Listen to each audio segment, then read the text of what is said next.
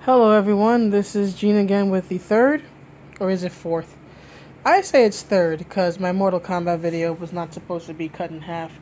That was a circumstance of real life, somebody calling me, and I ended up disrupting the recording of the video. So I say three. But this is my third video of the day and hopefully the last one of the night. So, as you may imagine, especially if you follow comics, well, not imagine, as you may know, especially if you follow comics, this is the cover, or one of the covers, to a well-known comic story for DC Comics called Kingdom Come, written by one Mark Waid back in the mid-1990s. And that is exactly why I chose this particular image today, because I wanted to discuss Mark Waid and the most recent information that has come out about him regarding his professional behavior with Antarctic Press and regarding the alleged, I want to be clear about that, the alleged Tortious interference lawsuit against him filed by one Richard Meyer, however you say his name, also known as Diversity in Comics, also known as your boy Zach, also known as Comics Matter, also known as the man who lives rent-free in the anti-comics gators' heads, especially this guy's head. Lives there for free. Now, I want to make this clear, especially since it is quite possible that Mark Waid could stumble across this video one day. I mean, after all, I did end up in a Facebook conversation with him that did not go well a few months ago, back in January, and I documented that and made videos about it. So it is entirely possible that he may come across this video one day. Unlikely, I would say, but certainly possible. See, once I, finish making the video and upload it to YouTube, it becomes possible. So I want to take this time to make it clear to Mr. Waid, to his attorney, Mark Waid, and everyone else who may be involved, even including Mr. Richard Meyer himself, Diversity in Comics, or now Comics Matter. This is simply my opinion. This video is a rambly, stream of consciousness opinion piece. Okay? It's simply my evaluation of the facts of what is publicly available and my evaluation of it as I understand it. I'm not a lawyer, okay? I'm not a paralegal. I know lawyers and I know paralegals, and I would say I have a fairly decent understanding of the law, at least some elements of it, because I do have that education and professional experience, but I am not speaking as an attorney. I am not speaking as a paralegal. I am not speaking for anyone else, right, but myself. I'm simply one layperson with an opinion. I like to believe in informed opinion, but nonetheless, an opinion. This video is not intended to be libel, slander, or anything else. It is just my opinion of the publicly available facts about the case. Now, I've seen two videos that I believe summarize the issue better than I, which would be DanFan29's video on it, and Just Some Guy's video on it. Also, Ricada Law did, I believe, at least two videos on it because he addressed it during his live stream. So if you want a more concise breakdown, especially going over the evidence, especially the text messages and emails between Mr. Waid and parties at Antarctic Press, I suggest you watch those videos. I'm not really going to be going in depth into those issues here. That would take a lot more time and editing skill than I have for a simple smartphone and a simple camera. So that's a bit above my production value at the moment. But still, this is my opinion. and I'm going to share it. And my opinion is Mark Waid has royally screwed himself. And he has done this for the most petty of reasons. Because he does not like Richard C. Meyer. He does not like diversity in comics. Right? And how do I put this? When you look over the facts of the case, when you look over the very public Twitter, please understand, people, Twitter is not your friend. And Twitter is not private. I don't care if you put it on a private setting. It is not private. And when you look at the very public tweets that both Antarctic Press made, that Diversity in Comics made, and that Mark Waid himself made about this situation, when you look at the emails and the tweets that were sent between Mark, especially the text messages that were sent between Mark Waid and I believe I think it's Ben Dunn. Joe Dunn.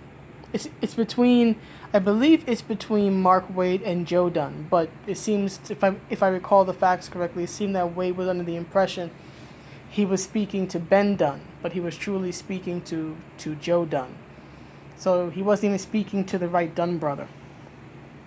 But still, regardless of which one he's speaking to, when you call up, first of all, why did you feel the need, out of what appears to me to be your own ego and your own anger that someone you have now deemed your mortal enemy was going to get their book published?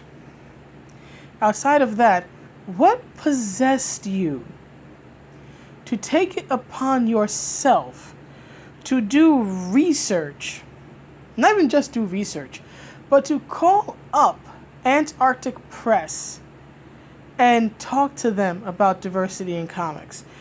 When you were doing this, did you think this through?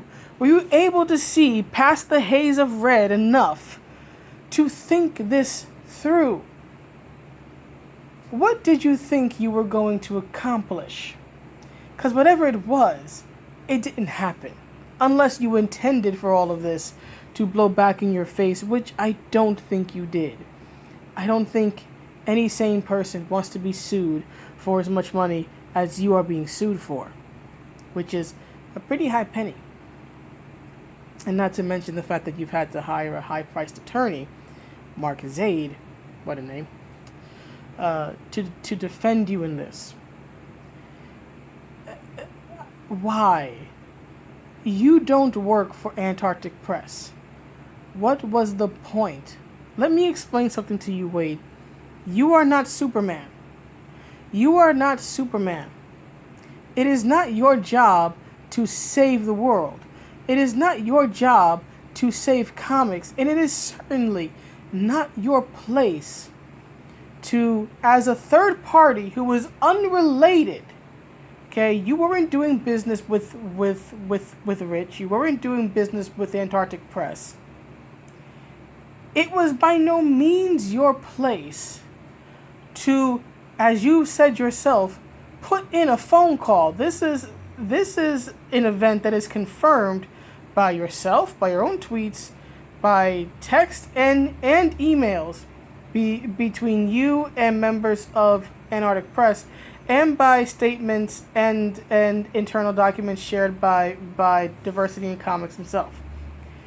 You had no right to call up Antarctic Press and tell them about how controversial a figure DNC was. That wasn't your place. You can think that they're making the wrong decision, that's fine. But it was never, ever, ever your place to, and this is not even legend, this is substantiated fact, because you yourself admitted to it.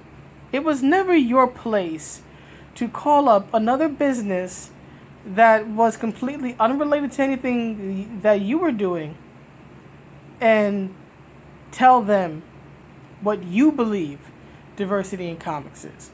That was not your place at all. You want to know why you're being sued? You want to know why all your private communications are now being shared with the internet? Because of that. Because your ego and your anger that someone you hate was going to get a publishing deal drove you to, from what it looks like, in my opinion, run interference and prevent that from happening. It can't be undone, but you screwed yourself over so bad, and you caused such unnecessary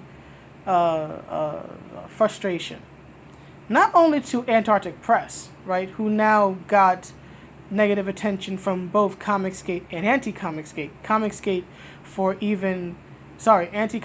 for even thinking about publishing DNC in the first place, and then from Comicsgate because they eventually chickened out.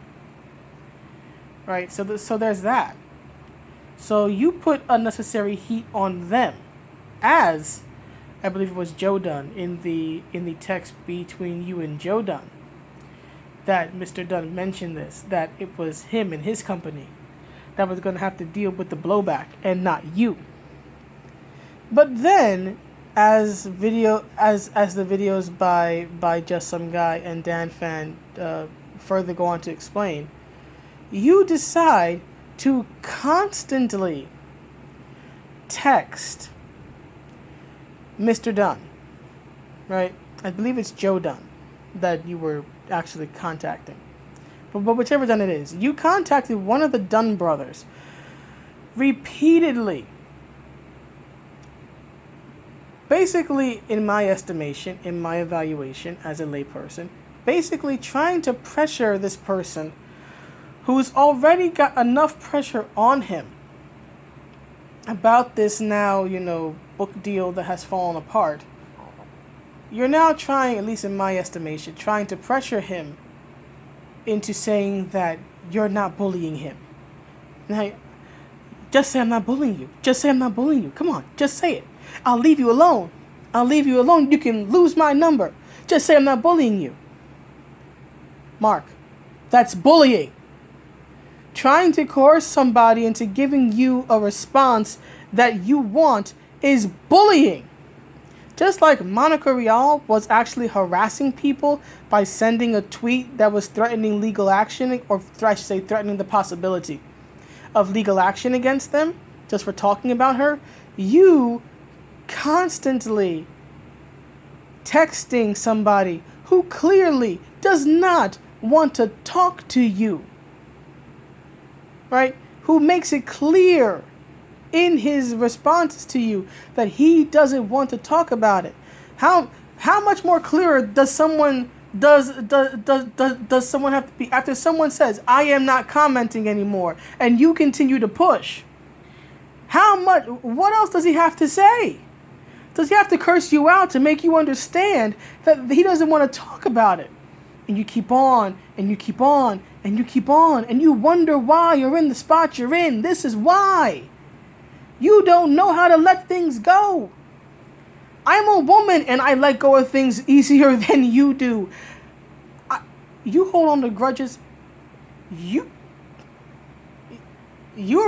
are an honorary female because of your ability to hold on to a grudge and your ability to basically act out and see it out to the end. I have never seen somebody basically cut off their nose to spite their own face the way you have. I have never seen it. There are people I will hate to my dying breath, but I will never go through all the trouble it would take to ruin them. Why? Because it is plain not worth it. Whatever they do is whatever they do. Let them be. And that's all you had to do. All you had to do was just bite your tongue, still your hand, and let it be. But no, what did you do? You decided that you had to be like an RKO out of nowhere and just try to knock Rich out. Just try to get in there and make sure that he could not get his book, or at least allegedly could not get his book into comic stores. And yeah, you got that. The book did not reach a comic store, but it still reached all of its customers. Here's the thing, Waid. Jawbreaker's Lost Souls still reached all of its customers. And I would know. Because I'm one of those customers. Okay?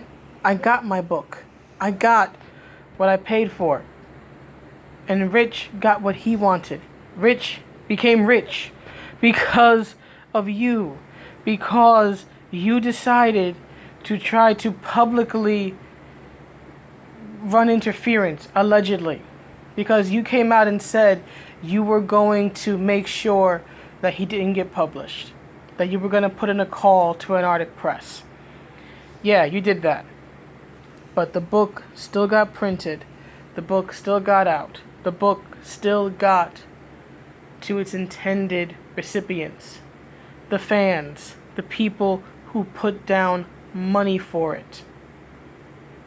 You accomplished effectively nothing.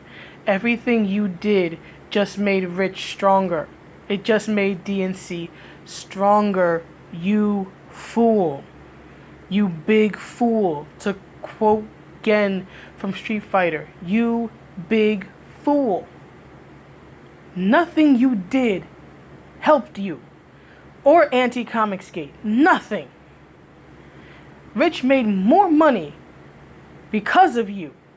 Because people who either don't like you or who were riding the fence took a stand and said, you know what? I'm going to get Rich's book. Whether it's just to stand by Rich or whether it's to stick it to Waid or whether it's to do both. There were people, we'll never know how many, but there were people who decided that they would rather buy the book than support you. Than support Anti-Comicsgate.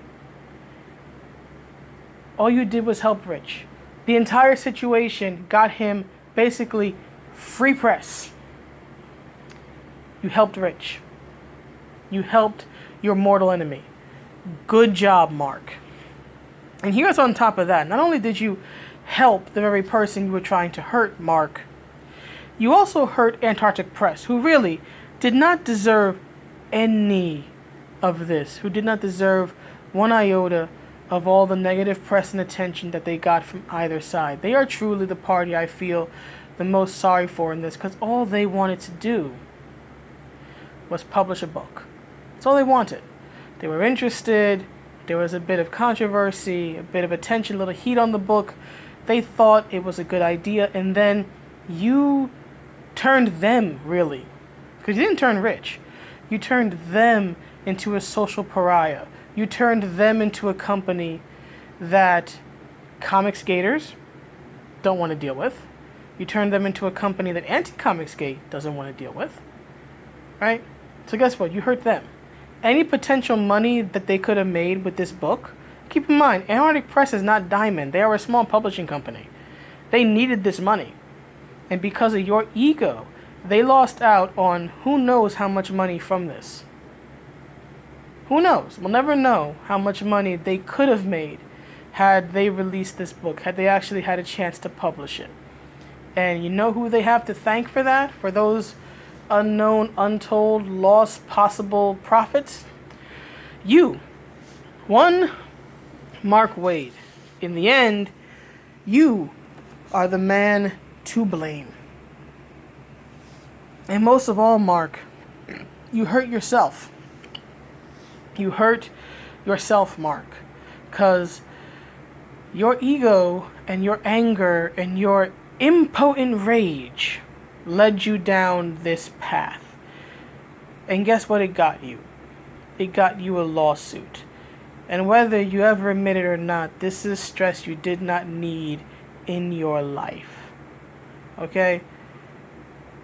God knows whatever the legal fees that Mark Waid is charging you, that regardless of how this case turns out, and I have to admit, I do believe, I am almost certain, I am almost 100% certain that you're going to lose, right?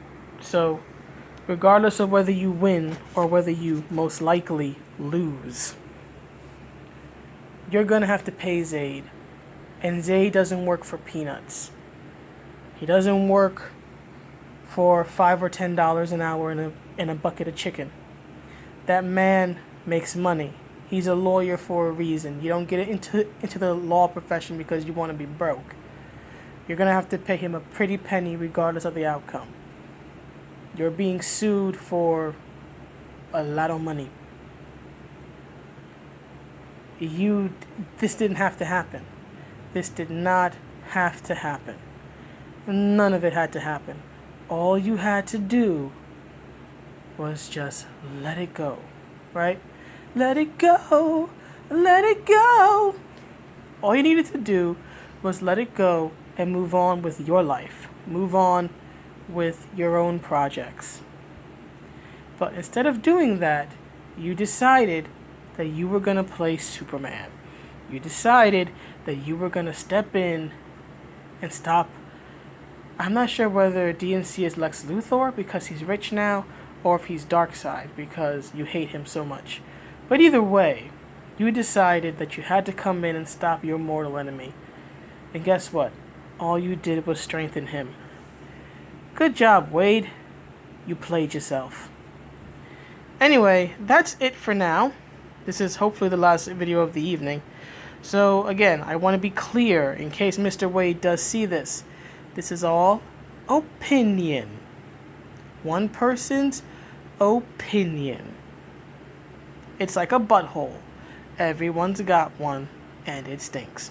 But anyway, gross imagery aside, I wish you all a good night.